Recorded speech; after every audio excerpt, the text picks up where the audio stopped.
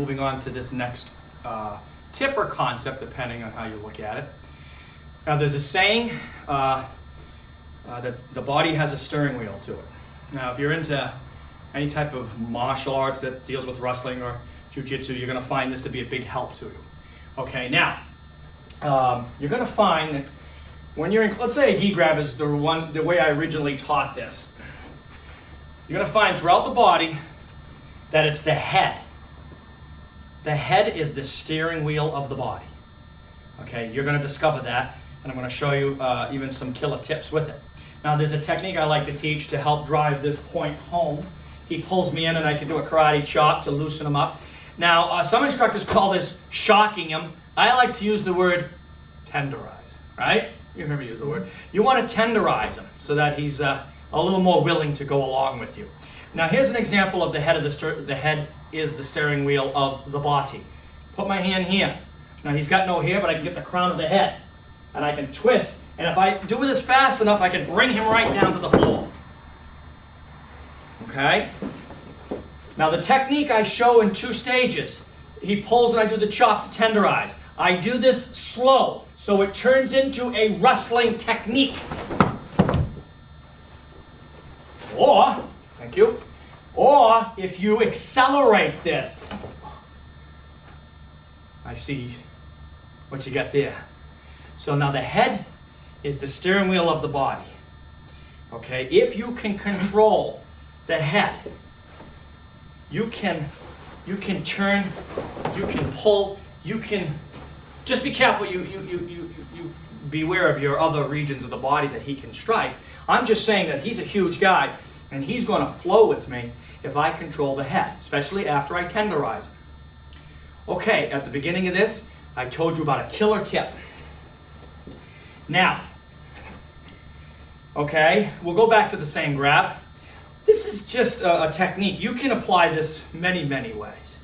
Just look in your techniques and see where you do anything with the manipulation of the head or where you can. And you're going to find this works. This killer tip is going to be really good. Now, I did say the head is the steering wheel of the body. Now, we'll take it one step further. If I tenderize, and instead of putting my hand on the jaw, I place it on the nose right here. Now, this is steering wheel. This is power steering. Right? It's power steering. Okay, right? Feel the difference? When I drive that nose into the cavity, you don't even have to tenderize him. He's flying with you because it's a shock to the sinus, the brain. Okay? See? Right? Feel it? Yes, sir. I'm driving the nose in. Right here. Pushing right against the nose. Not that pressure point I showed in another video. A palm heel right on the nose and drive it. Okay? This is kind of an old Aikido trick, I believe. So anyways, the head is the steering wheel of the body. That gives you power steering. When I grab his body, and I drive that nose, I drive him down. Can you resist that? No, sir. He's not going with me if you don't believe me. Be careful now. Let's not drive that nose and snap it. All you have to do is just drive it back. And this is excellent. But it's manual steering. This is power steering. He goes with you because of the shock to the nervous system and the sinuses. All right, so now you can take that principle and apply it wherever you can. All right, remember that the head is the steering wheel of the body.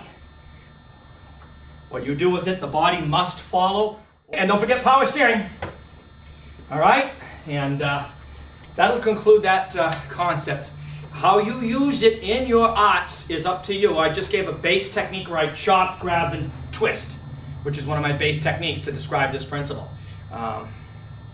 If you're in jiu-jitsu arts, wrestling arts, MMA, you might find this very useful, especially if you get your hand on the nose, palm heel on the nose, just like Alien. Alien. All right, we'll see you on the next one.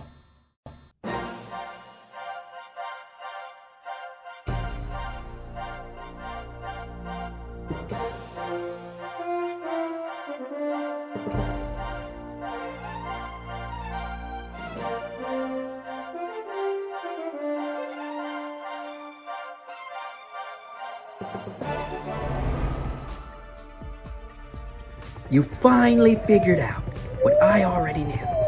These videos are great. Took you long enough.